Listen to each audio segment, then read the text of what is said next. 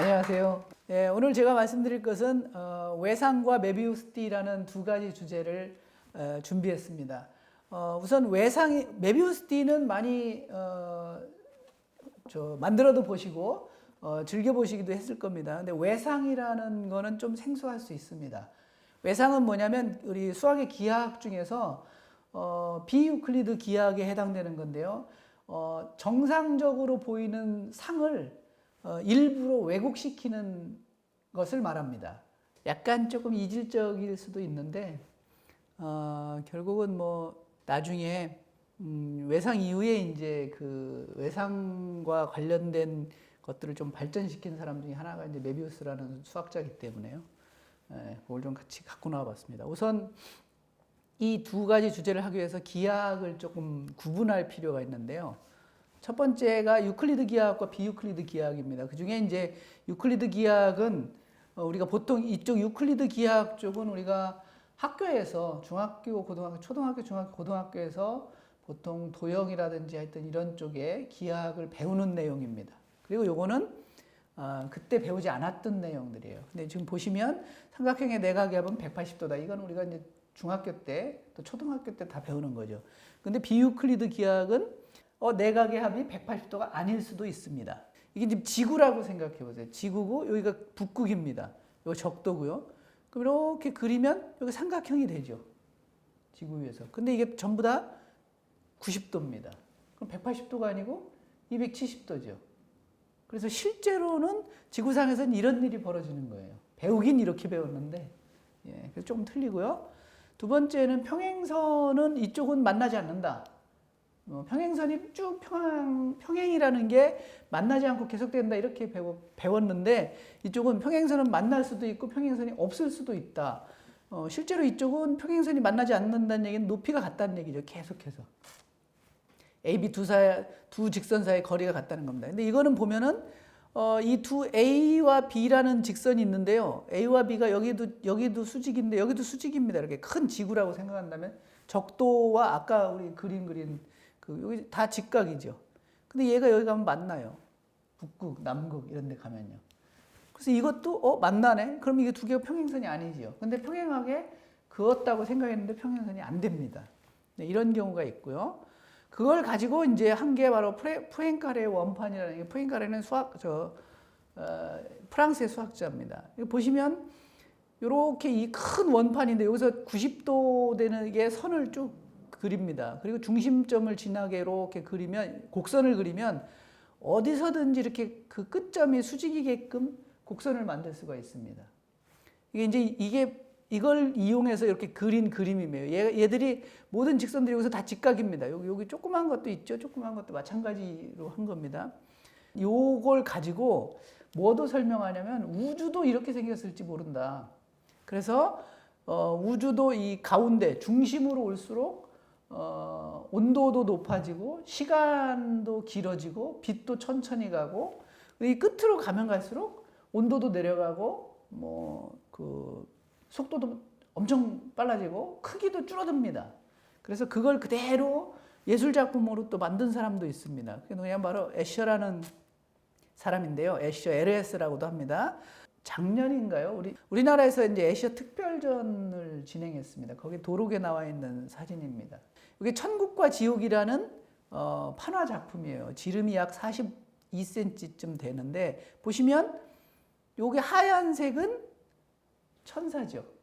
까만색은 악마입니다. 그래서 원래 사실은 여기 헤븐 앤 헬이라고 돼 있는데 뭐 천사와 악마 이렇게도 하고 천국과 지옥 뭐 이렇게 얘기도 하고 뭐 등등 하는데요. 잘 보시면 가운데로 올수록 크죠. 끝으로 갈수록 점점점 작아지죠. 사실은 그래서 여기에는 경계가 동그란 원으로 돼 있는데요. 원칙적으로 하자면 이 경계가 있는지 없는지조차 모릅니다. 계속 줄어들고 있는 중이기 때문에 그걸 이제 이렇게 예술 작품으로 만들어 놓은 거고요. 아주 유명한 작품입니다. 이건 어디서든지 쳐보시면 나올 거고 이걸 또 나무를 이용해서 이렇게 조각도 한 사람도 있습니다. 조각품도 있습니다.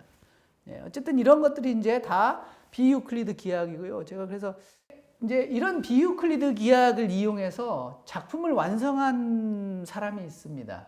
한스 홀바인이라는 사람이고요. 이 한스 홀바인은 영국의 궁정 화가입니다. 주로 초상화를 많이 그렸던 화가인데요. 지금 보시다시피 두 명의 대사가 있는데요. 요게 이제 요 비유클리드 기하학을 이용한 작품인데 사형기하라는 것을 좀 이용을 했습니다. 사형기하라는 것은 아까 그림자 놀이 하는 거하고 똑같은 겁니다. 이 어떤 이런 그 포인터가 있는데요. 이거를 벽에다 그림자를 이렇게 비추면 이렇게 비치는 경우하고 이렇게 세워서 비치는 경우, 이렇게 비치는 경우 다 그림자의 모양이 조금씩 다르게 나오죠. 그렇지만 그림자 비치는 모양은 다르지만 원래의 얘는 똑같은 거죠. 그래서 그림자를 보고 원래 얘가 뭘까? 원래는 어떻게 생겼을까? 또는 얘를 비추면 어떻게 될까? 이런 변하고 변하지 않는 게 뭘까? 이런 걸 고민하는 게 바로 사형기하학이라고 그냥 간단하게 생각하시면 됩니다. 자, 이 작품이 이제 그런 거고요. 그래서 우리는 그 사형기하학을 흔히 그림자놀이 기하학이라고 합니다. 자, 그래서 이 그림에 과연 어떤 사형기하학, 어떤 그림자놀이가 들어있는지 조금만 소개시켜 드릴게요. 그래서 이걸 하기 전에 요 그림이 그려지게 된 상황에 대해서 제가 조금만 말씀을 드리겠습니다. 이 그림을 그린 사람이 한스 홀바인이라는 작가인데요. 그 작가가 바로 헨리 8세, 영국의 헨리 8세의 때 궁정화가입니다. 요 작품이 바로 한스 홀바인이 그린 헨리 8세의 초상화입니다. 이 작품이 이 헨리 8세의 아주 근엄함, 왕으로서의 권위, 이런 거 등등등을 나타내는데 특이한 게 하나 있습니다. 잘 보시면요. 여기 그러면 칼에 그림자가 이렇게 있죠? 여기 조금 음영이 있습니다. 여기도 조금 그림자가 있죠? 그런데 가만히 보면 그림 전체에 이 헨리 8세의 그림자가 없어요. 헨리 8세의 그림자가 없습니다.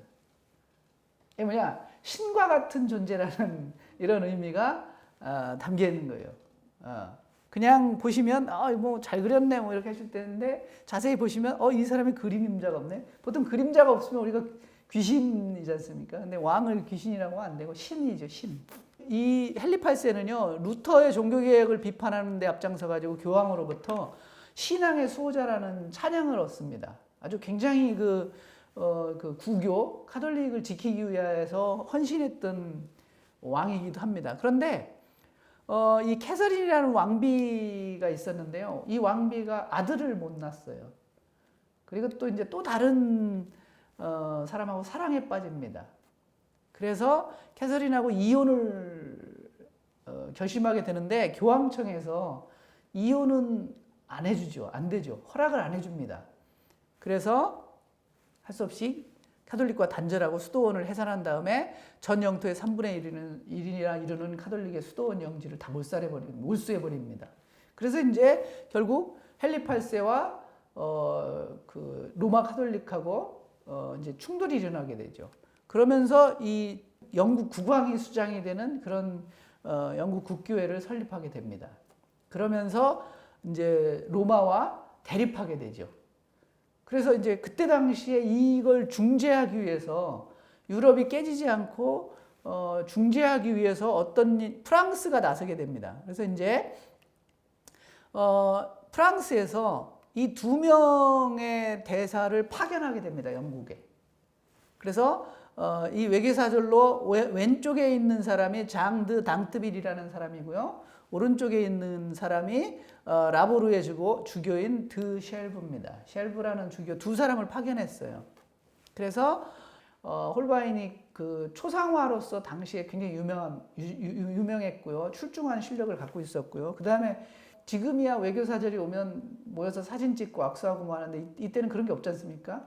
근데 자기들이 왔다는 걸 기념하기 위해서 이제 초상화를 그려달라. 그래서 이제 잽싸게 초상화를 그리게 된 겁니다. 그래서 여기가 이제 영국 국교회가 카톨릭으로부터 탈퇴하지 못하도록 프랑스 왕의 특별 임무를 띠고 둘이 영국에 도착하게 됩니다. 도착했는데 전체적으로 여기 뭔가 이제 과학기구들이 많이 있죠.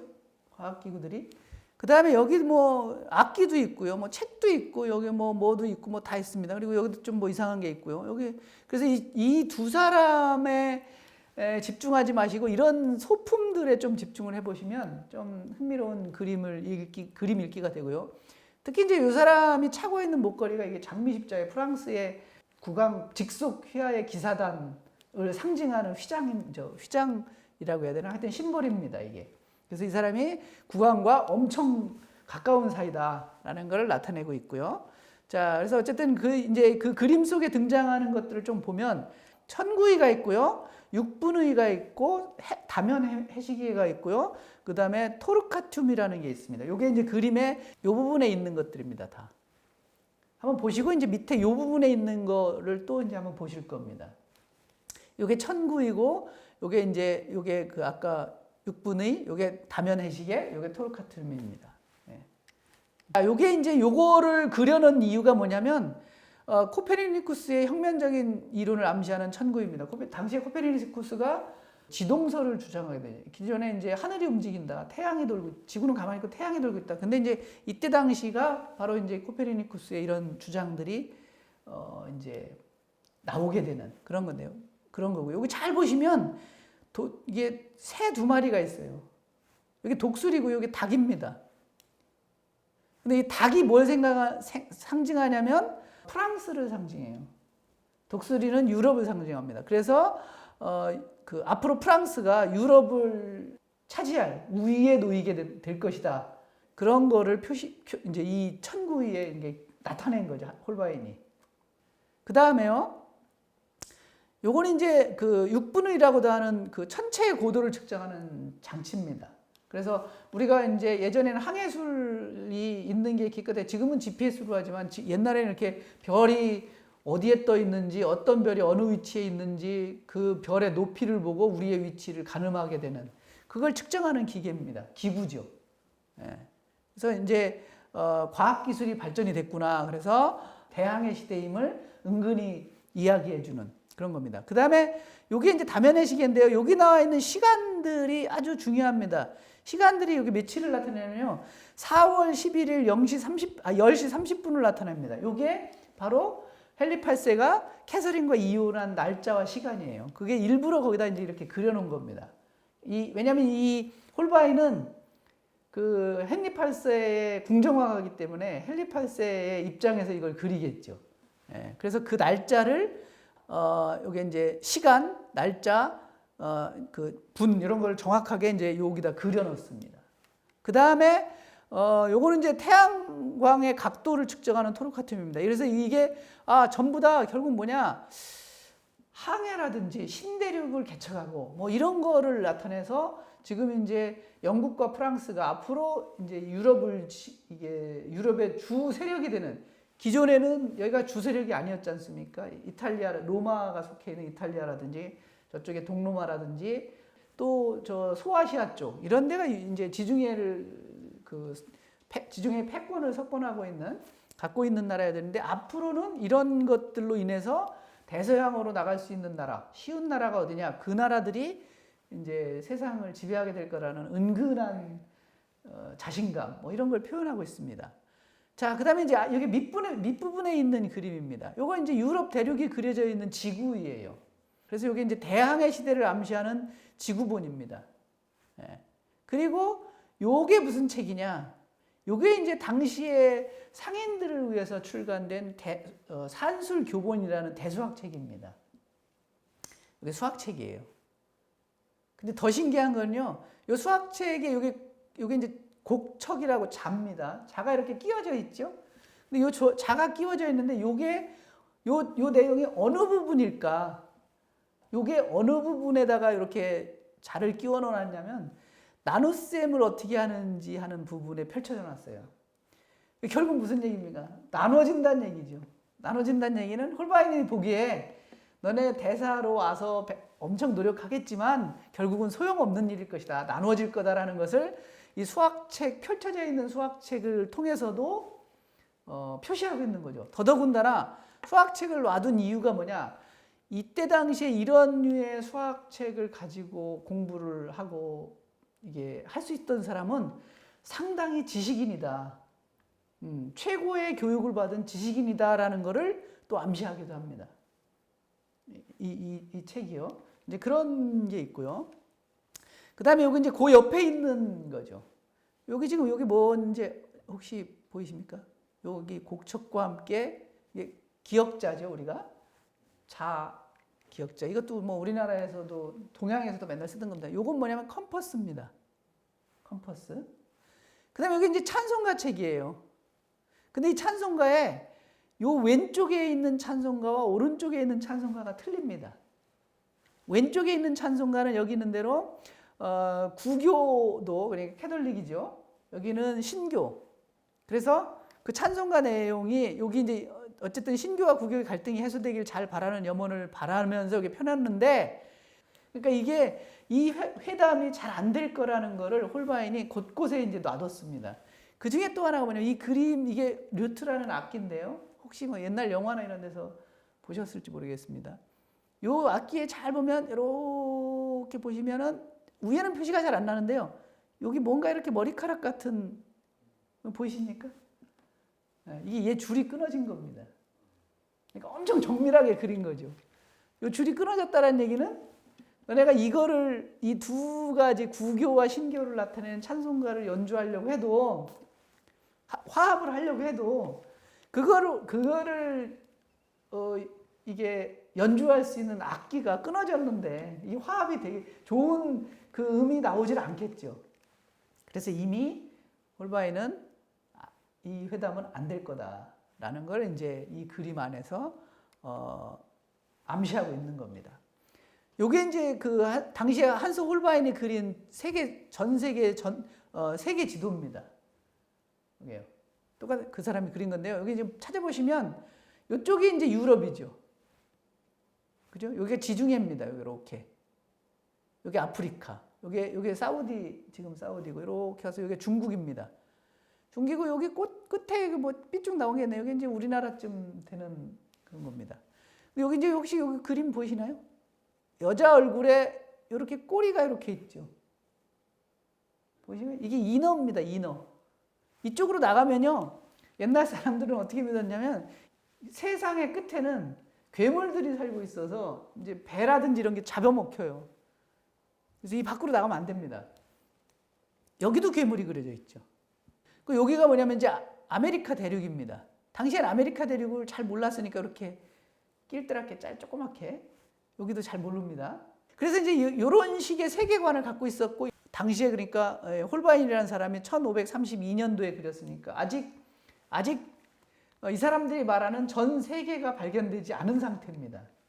우리가 이제 제가 여기 잠깐 여담이지만 요 그림이 뭐냐면 인어인데 옛날 유럽 사람들이 생각했던 인어는 뭐냐면 사이렌이라는 그 그리스 신화에 나오는 신입니다. 바다의 신이에요. 사이렌 혹시 아십니까? 무슨 우리 불나면 싹 지나가는 사이렌 그것도 다 이 사람 이 인어 반인 반수로부터 나온 겁니다. 얘네들이 노래를 불러요.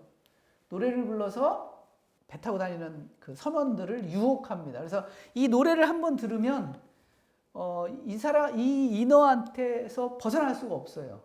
그래서 이제 나중에 예를 들면 이제 오디세이 같은 신화에서도 보면 내가 저 사이렌의 노래를 듣고 싶다. 그러니까 너네들은 다 귀를 막고 나만 귀를 열어주는데 대신에 나를 돛에다 묶어놔라. 돛대에다가. 그리고 나를 절대로 내가 무슨 말을 해도 풀르지 마라. 왜냐면 내가 저 노래를 듣고 싶은데 내가 너네들이 명령하는 걸 인어한테 속아서 하는 거니까. 그래서 이제 묶어놓고 실제로 항해를 하면서 이 사이렌의 노래를 듣죠. 어쨌든 그래서 사이렌의 노래를 직접 듣고도 무사했던 거는 오디세이 하나밖에 없습니다. 나머지는 다 잡혀가요. 근데 이 오디세이가 지금도 우리를 홀리고 있습니다. 어디서 보셨느냐? 여기가 바로 얘가 오디세이입니다. 사이렌입니다. 스타벅스죠? 별다방입니다. 예. 별다방의 이 로고가 바로 사이렌이에요. 우리가 늘 커피에 홀리는 중인 거죠. 예, 그렇습니다.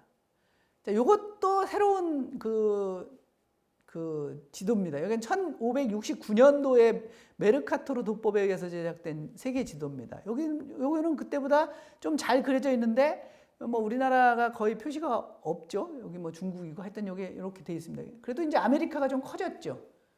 그죠? 여기에 이제 드디어 일로 진출을 한 겁니다.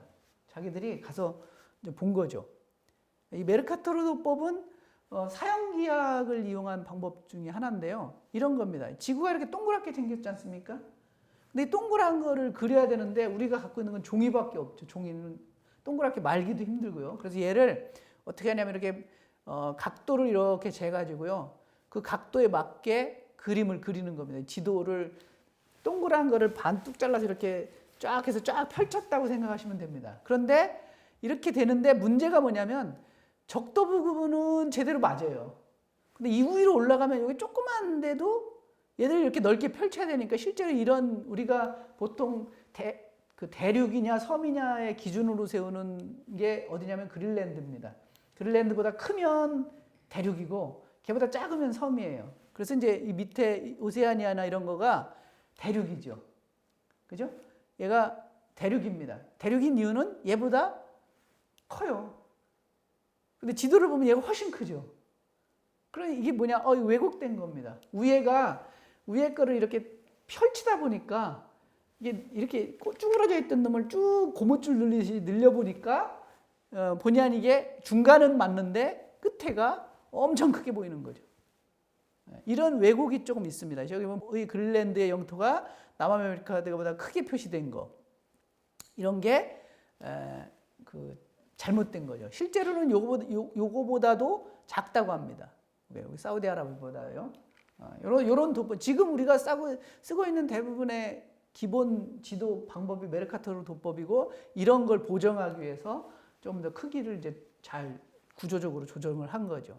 요런 것이 뭐냐? 바로 이제 사형기학의 출발입니다. 자, 그러면 이제 지도가 왜 중요하냐? 사형기학을 이용해서 그렇게 지도를 한 이유가 바로 이 대항해 시대와 밀접한 관련이 있습니다. 이게 이제 신항로를 개척하기 위한 건데요.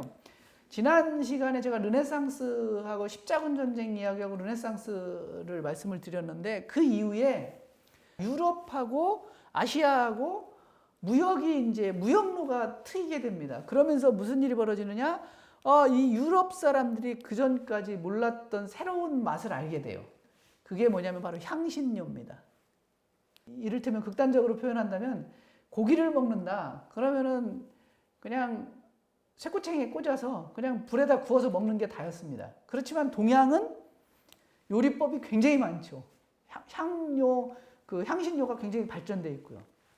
그래서 유럽과 아시아의 소통하는 그거 중에 이 향신료가 그다음에 이제 동양의 비단이 굉장히 유명해죠. 우리나라도 그렇고 중국도 그렇고요. 그러니까 새로운 어떤 이 옷의 소재가 개발되는 거니까 이런 것들이 유럽에는 없었어요. 그래서 그걸 이제 유럽에 굉장히 많이 필요하게 됐는데 그때 바로 이 오스만 투르크라는 제국이 중간에 지금의 터키죠. 거기가 이제 유럽과 아시아를 잇는 또 교량 역할을 하는 곳이기도 합니다. 여기서 이걸 막고 있었어요. 그리고 뭘 하느냐?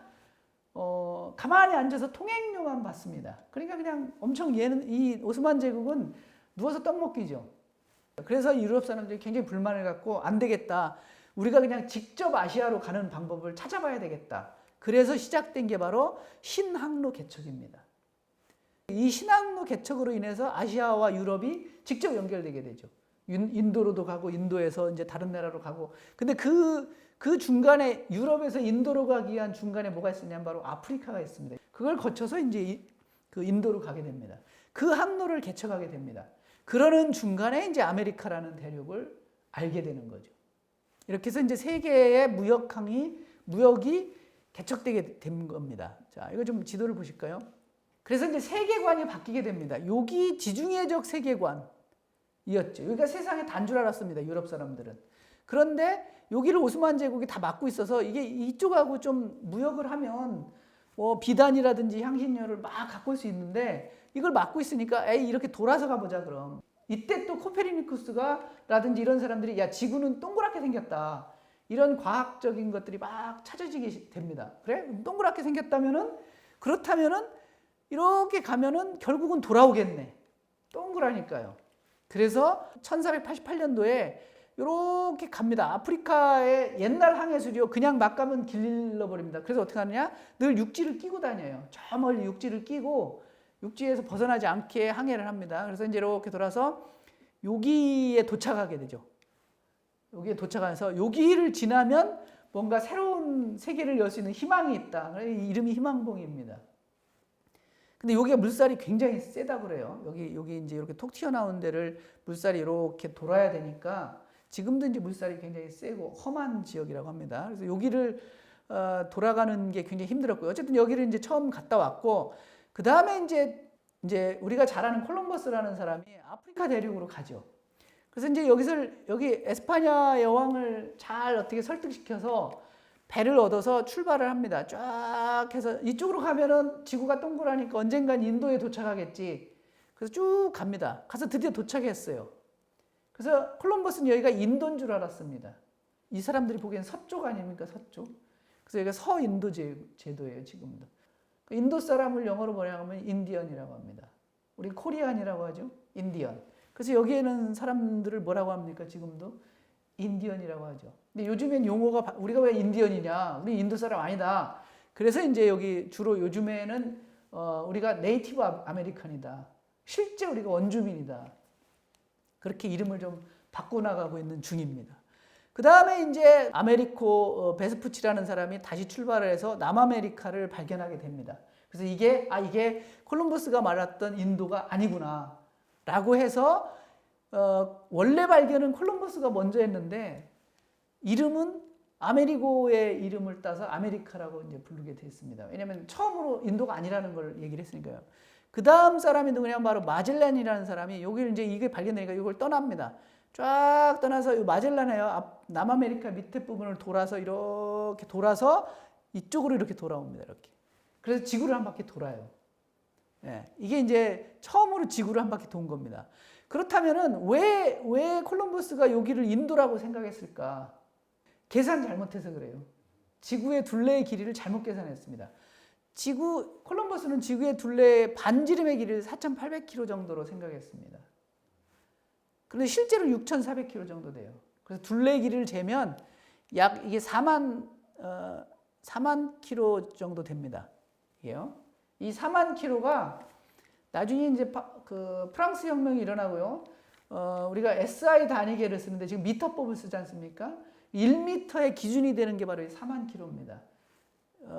북극에서부터 지구 둘레를 딱 잽니다. 그러면 4만이다.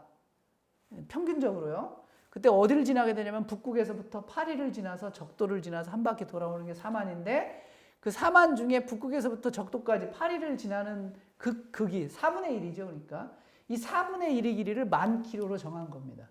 그걸 10,000km로 정하고 그 길이를 나눈 거예요. 나누어서 1m가 나온 게 지금의 1m인데 당시에 1m죠. 근데 지금은 이제 1m 지구가 이게 자전 공전하면서요. 이게 계절마다 크기가 조금씩 틀려집니다. 그래서 1m가 변화가 있어요. 그래서 그거를 고정시키기 위해서 지금은 빛을 이용해서 빛이나 아니면 어떤 그 파장 이런 걸 이용해서 1m 변하지 않는 1m를 이제 정해놓은 거죠. 어쨌든 처음 출발은 이겁니다. 그때 그렇게 된 거고요. 실제로 잘못 계산했어요. 지구가 좀 작은 줄 알았습니다. 그러니까 가다 보면 이 정도 왔으니까 여기가 인도구나. 네, 그렇게 생각했던 겁니다. 그래서 이제 이렇게 됐고요. 이게 이제 그 콜럼버스의 생각이죠. 지구가 공처럼 둥글다면 언젠가는 인도의 동쪽 해안에 다다를 것이다. 그래서 가보니까 도착했다. 그러니까 이 정도 계산했으면 왔다. 근데 잘못 계산한 겁니다. 예. 자, 이 지구 둘레를 측정한 사람 중에 그 콜럼버스보다 훨씬 이전에 에라토스테네스라는 사람이 지구 둘레를 측정했습니다. 근데 여기 이제 조금 제가 몇 가지를 보여드릴게요. 알렉산드리아하고 시에네라는 그 도시가 있어요. 여기 거리를 이용해서 측정했습니다. 이게 이제 옛날 단위로는 5,000 스타디아라고 정도 된대요. 근데 지금 재면 약 한 924km 정도 되고요. 요거하고 요걸 어떻게 됐느냐? 요런 가정이 있습니다. 시에네의 하진 날에 햇빛이 지면에 수직으로 비친다. 지구는 완전한 구형이다. 태양광선은 평행하다. 그래서 쟀는데 문제는 잘못 쟀습니다. 조금 계산 여기도 잘못했어요. 잘못한 이유가 지구가 완전한 구형이 아니에요. 이렇게 자전을 하다 보니까 적도 부분이 좀 낍니다. 그리고 이제 알렉산드리아와 시에네가요 같은 경도상이 없어요. 이 같은 경도상이 있어야 되는데 없습니다. 그리고 두 점 사이의 거리가 조금 잘못 쟀습니다. 원래는 이렇게 같은 경도상에 있어야 돼요. 위도가 있다면 같은 위도상에 있어야 되고. 근데 그게 안 맞은 거죠. 이렇게 삐뚤어져 있었어요. 그래서 각도가 좀 다릅니다. 어쨌든 아이디어는 뭐냐면요. 막대기를 이렇게 꽂아놓고 여기도 봅니다. 그러면 이제 하진 날에 CNN에서 보니까 이 우물 속에 태양이 딱 가운데 떠 있는 겁니다. 그래서 다음 하진 날 알렉산드리아에 와서 막대기를 꽂았어요. 그러면 얘가 하진 날 똑같은 거면 얘처럼 이렇게 태양 광선이 똑바로 비추면 그림자가 안 생기겠죠. 근데 거기서 재니까 조금 삐뚤더라 이렇게. 위치가 더 북쪽이니까요. 지구가 동그라니까요. 그래서 요만큼의 각이 몇 도일까? 각도를 재보니까 7.7도 12분 정도가 틀리더라. 각도가 나오더라. 요거 가지고 보니까 이렇게 비율, 지구 한 바퀴가 360도니까요. 비율을 가지고 쟀습니다. 그래서 지구 둘레가 약 46,000km쯤 되더라. 한 6,000km 정도 더 크게 잰 거죠. 그래도 이게 콜럼버스보다는 훨씬 낫죠. 이미 기원전 200년경에 쟀습니다. 자, 어쨌든 이 그림으로 다시 돌아와서 그래서 이런 것들이 다 대항해 시대에 얽힌 것들인데 우리가 오늘 특히 사형기학의 관점을 두고 봐야 될 그림 중에 하나가 바로 요겁니다. 요게 모양이 좀 표시가 잘 안 나죠? 근데 이 모양을요, 요 각도가 있습니다. 요것도. 요 각도요. 요 각도에 맞게 제가 잠깐 여기서 움직일게요. 요 각도에 맞게 여기서 이렇게 보시면요, 옆면에서 이렇게. 예. 각도에 맞게 요 옆면에서 이렇게 보시면 요 그림이 어떻게 보이냐면 요 그림이요. 이렇게 보입니다. 여기 해골이에요. 네. 일부러 잘 못 보게 이렇게 그려놓은 겁니다. 그냥 보기엔 뭔지 잘 모르죠. 이런 걸 뭐라고 하냐? 이런 걸 일부러 상을 찌그러뜨리는 것을 외상이라고 합니다. 네. 사형기학 그림자놀이 할 때도 이렇게 잘하면 빛을 잘 쏘면 얘가 굉장히 길어 보이게 쏠 수 있죠. 그런 겁니다. 아니 그래서 요거에 대해서 제가 잠깐 말씀드릴 건데 그 전에 요 그림에 제가 마지막으로 또 소개시킬 중에 이 사람들의 임무가 신교와 구교, 영국과 로마를 이렇게 소통하게 해주는 거지 않습니까? 그래서 잘 안 될 거다라는 걸 여러 곳에 숨겨놨는데요. 과연 너네들의 임무를 잘 수행할지 어떨지를 지켜보는 분이 또 하나 있습니다. 어디 있을까요? 이 그림을 잘 보시면 잘 안 보이는데요. 이 그림을 쫙 보시면 저 구퉁이에 뭐가 있어요. 보이십니까? 이게 뭐냐면 고난의 십자가상입니다. 예수님이 지금 십자가에 못 박혀 있고 이 둘을 쳐다보고 있어요. 제가 여기서 확대는 안 했는데요. 너네들이 지금 잘하고 있니? 라는 걸 여기서 지켜보고 계시는 겁니다. 그러니까 옛날에 이 화가들이 아주 다방면의 이런 소질을 갖고 있어야 되는 사람들이었던 거죠. 자, 어쨌든 이런 외상을 어떻게 만드느냐? 이런 걸 의도적으로 왜곡해서 그림을 그리는 걸 외상이라고 합니다. 이게 초기 원근법의 형태입니다. 보는 각도에 따라서 또 거리에 따라서 틀려지니까요. 요거를 최고 잘 했던 사람 중에 하나가 바로 뒤러라는 사람입니다. 뒤러라는 사람의 요게 격자판을 이용해서 누드를 그리는 화가라는 작품이에요. 여기 지금 누드 모델이 누워 있죠. 요거는 그 누드 모델을 그리는 화가입니다. 이 화가가 요 모델과 화가 사이에 격자판이 있습니다. 이렇게 지금 보시면 이렇게 격자가 돼 있죠. 요 격자가 말하자면 철사를 이렇게 실이나 철사를 이렇게 연결해 놓고요. 그걸 그리는 겁니다. 그 사이에 걸. 근데 잘 보시면 이거 화가가 갖고 있는 그림판에도 격자가 쳐져 있죠. 그래서 요 격자에 해당되는 곳에 그 그림을 그리는 겁니다. 그런데 이 화가의 시선을 어디에 고정시키느냐? 여기에 고정시키는 거예요. 여기 고정시켰을 때 요 그림은 요 칸으로 보이는 이 모델의 그 모양이 달라 보이겠죠. 좀 찌그러져 보이겠죠. 그래서 그거를 그대로 그리는 겁니다. 그게 외상이에요. 네. 이게 외상입니다. 이게 지금 화면에 이게 바탕에 그려놓은 거예요. 이건 바탕에 그려놓은 거고, 이건 뭐냐면 둥근 원기둥 거울입니다. 둥근 원기둥 거울을 딱 놓으면 이 그림이 뭐가냐면 눈동자를 그린 것처럼 보입니다. 이런 게 외상입니다. 우리가 초등학교 때도 많이 그려요. 이런 동그란 접시 갖다 놓고 이렇게요. 동그란 이게 이제 우리 종이 접시 있지 않습니까? 거기다 이렇게 동심원들을 막 그리고 여기에 선을 일정하게 그린 다음에 여기다가 얼마를 그리고 여기다 얼마를 그리고 이렇게 그립니다. 그다음에 여기다 이제 아까 보셨던 원기둥 거울을 갖다 놓으면 이 원기둥 안에 이렇게 그림이 나타나는 거죠. 똑바로. 이런 게 외상입니다. 뒤로도 이제 굉장히 많은 작품을 놨는데요. 그 제자인 쉔이라는 사람의 작품 하나 보여드리겠습니다. 아주 유명한 작품이고요. 요거는 지금 보시면요. 제목이 뭐냐면요. 무엇이 보이는가? 이게 독일어죠. 파시스트. 그래서 무엇이 보이는가? 물고기 입에서 나오는 요나입니다. 이게 요나가 여기 보이시나요? 여기? 이게 물고기인데 이게 성경에 요나가 하나님의 말을 안 듣고 막 나쁜 짓 많이 하고 뭐 해서 물고기한테 잡혀 먹히고 막 그래서 이제 죄를 누이쳐서 환생을 하는데 요나 입에서 지금 이제 막 나오는 겁니다. 물고기 입에서. 이게 이제 쉔이 그린 그림인데 여기 뭐가 보이나요? 여기 지금 보시다시피 여기 뭐가 보이느냐라고 써 있는 겁니다. 여기 지금. 보이시나요? 이게 뭘까요? 1538년 작품입니다. 여기 연도 보이시죠? 여기 물고기 입에서 나오고 있죠? 근데 이거를 아까처럼 외상 작품으로 본다면 이렇게 보입니다. 똑바로 좀 본 거예요. 이게 좀 보여드릴까요? 이 작품을 어디서 보느냐? 이쪽에서 보는 겁니다. 이쪽에서. 똑같이 아까 그 해골을 보듯이 이쪽에서 약간 위쪽에서 이렇게 보시면 어떤 그림이 나타나냐? 여기 꼭대기가 여기 물고기 입에서 나오는 요나예요. 보실까요? 여기. 요 부분이 막 이렇게 쭈그러들겠죠.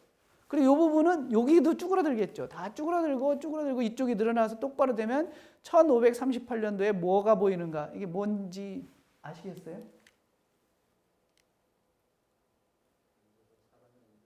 여기 사람이 앉아서 바지를 내리고 응가를 하는 중입니다.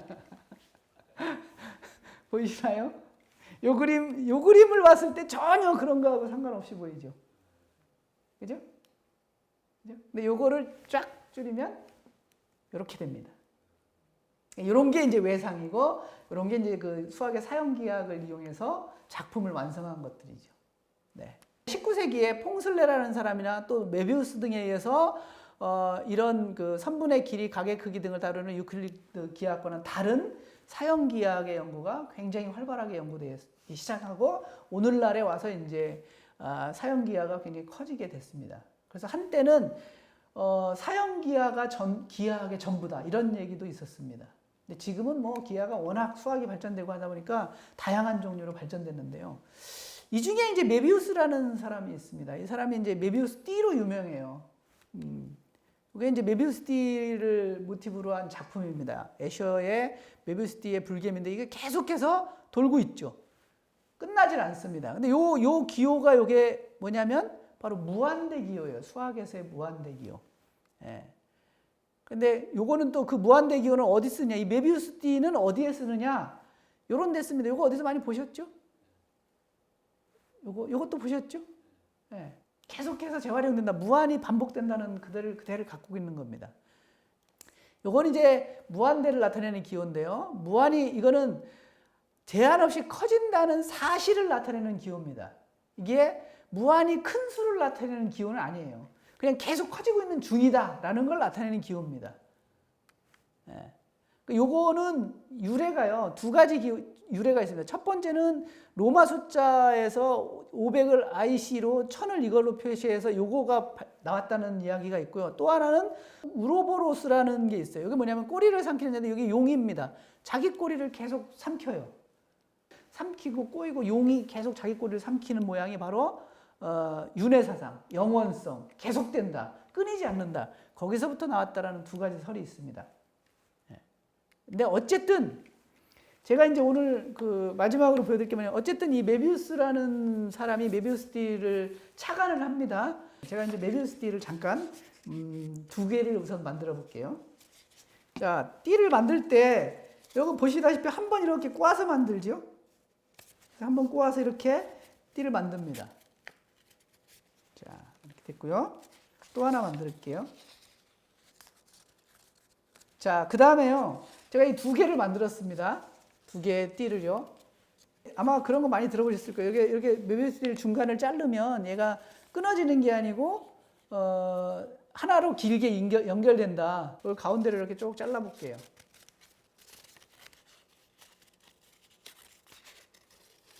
이렇게 자르면 똑 떨어져서 두 개가 되겠죠? 근데 사실은 하나가 됩니다. 그죠? 이렇게 돼요. 어떤 것도 마찬가지입니다. 자, 그런데 제가 띠 두 개가 있습니다. 메비우스 띠. 그죠? 얘를요, 이렇게 십자가 되도록, 십자 모양이 되도록 붙입니다. 가운데를요.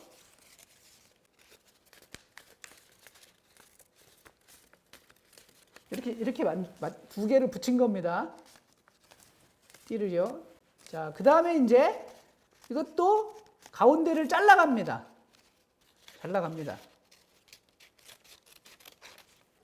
이렇게 되겠죠? 아직 얘는 안 잘렸습니다. 이것도 가운데로 또 자릅니다. 두 개로.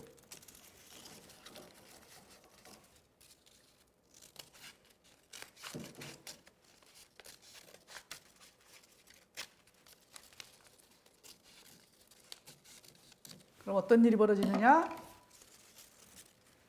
자, 어떤가요?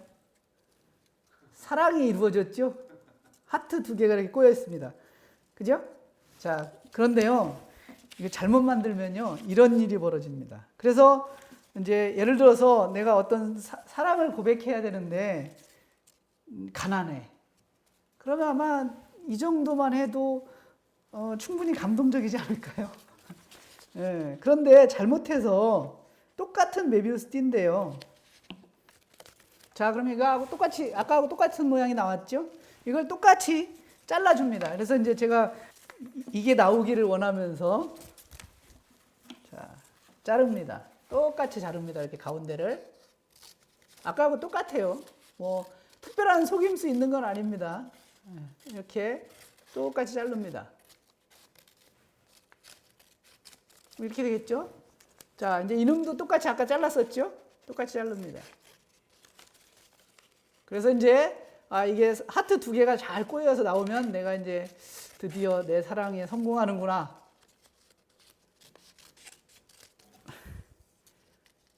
안 나오네요.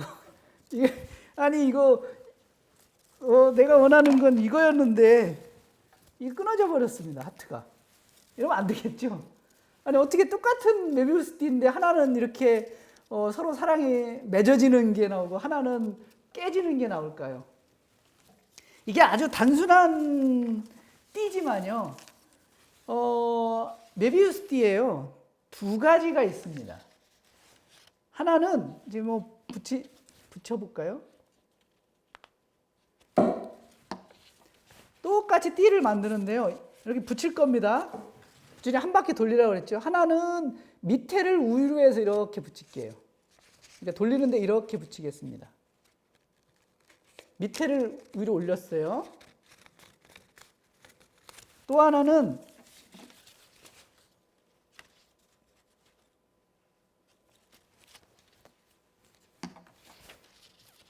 자, 이렇게 있는데 아까 밑에를 이렇게 올려서 돌렸죠? 이번에는 위를 밑으로 돌려서 이렇게 이을게요. 방향이 바뀌었죠, 지금? 이렇게 만든 겁니다. 이렇게 만들면요, 사실은 겉으로 보기에는 뭐 차이가 없습니다. 그죠? 요놈도 메비우스, 요놈도 메비우스죠, 똑같이. 근데 얘네 성질이 틀려요. 이걸 왜 틀릴까를 물론 수학적으로 다 찾아냈지만, 이렇게 끊어지는 경우가 뭐냐? 똑같은 모양 두 개를 십자로 겹친 겁니다. 이렇게 하트가 되는 경우 뭐냐? 다른 모양의 메비우스 띠를 두 개를 겹친 겁니다. 즉, 이게 남자 여자끼리는 안 되고요. 남녀가 돼야, 서로 다른 게 돼야 하트가 이루어집니다. 이거 똑같아요. 그래서 좀 바꿔 말하면 암 메비우스 띠, 순 메비우스 띠가 따로 있습니다. 똑같은 모양이고 똑같지만, 근데 얼핏 봐서는 구분이 잘 안 되죠. 네. 그런데 꼬인 모양을 보면요, 얘가요 대칭입니다. 이렇게 이게 선대칭이에요. 가운데로. 그래서 서로 다릅니다. 그러니까 옛날에는 처음에 만들었을 때는 이게 똑같은 건 줄 알았는데 나중에 보니까 더 연구해 보니까 달라요. 이런 다른 걸 이게 다르다라는 걸 연구하는 게 수학의 이제 끈 이론이라는 게 있습니다. 매듭 이론.